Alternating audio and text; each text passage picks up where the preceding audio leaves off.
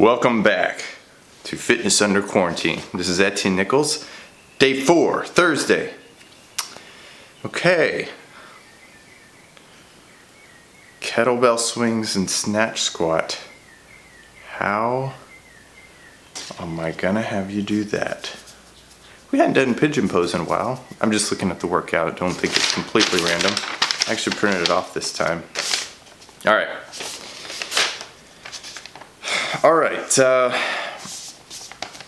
Let's start with pull-ups. How are you gonna scale pull-ups? Okay, always remember, if you don't have the piece of equipment that I'm talking about here, just scale it in some way, form, or fashion.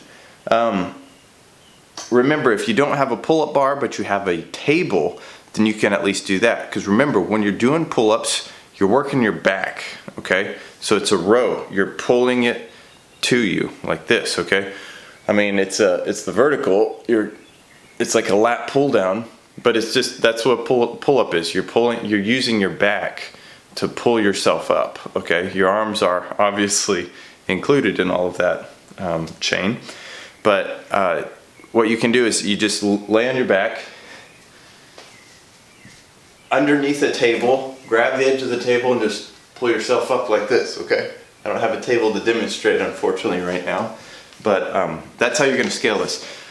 Okay, so if we were to do a snatch squat, I could show you what a snatch squat is real quick. First, let's talk about kettlebell swings. So if maybe you don't have a kettlebell, you need to scale the kettlebell swings. You can use a dumbbell. If you don't have a dumbbell, you can use a suitcase. You can really, people who really want to be in shape and want to be fit and healthy will find a way, okay? When I was in Iceland, we don't have time for that story.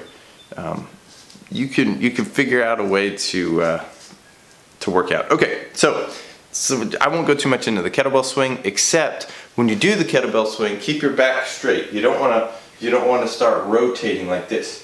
You want to keep everything straight. Now I'm going to use the actual kettlebell. And American kettlebells are all the way up, okay? So you're also going to keep your hands close to your crotch. You're not going to get way down like this. So back straight, like that. I'm trying to do it one-handed because I have my ring on and I don't want to destroy it. Okay, but then the snatch squat. Maybe I'll take my ring off for this one. I'll show you what an actual snatch squat is, but I'm trying to think. Actually, let's do it with the ball, with this first. So, in order to find your grip, it's a wide grip. It's about where your pants meet your shirt, at your waist. And if you think about weight kind of just dragging, if there was a line all the way up and down, you want the weight to stay on that line. So I let it go around me like this, okay? Again, trying to keep my back pretty straight. I'm gonna drive my knees apart, and then I'm gonna pull up and go, and then I'll have the snatch and I go underneath it like that, okay? And then I stand up. And to release it, you can drop it or just, like that. Okay, but how are you going to do that with anything else? Well, if you don't have a bar, obviously that makes it a little more difficult, but you can do it with dumbbells. Okay, you can do it with dumbbells.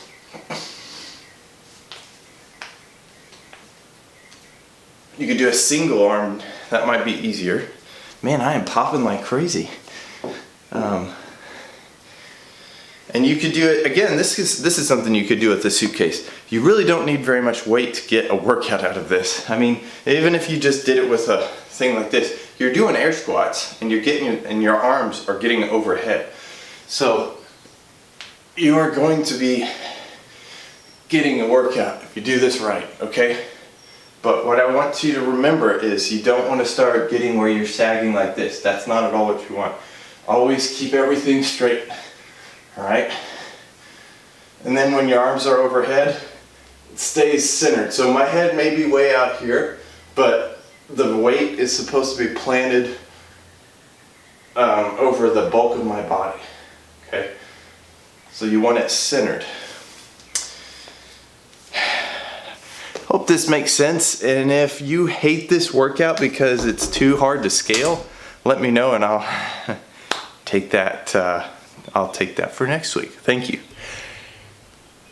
See ya.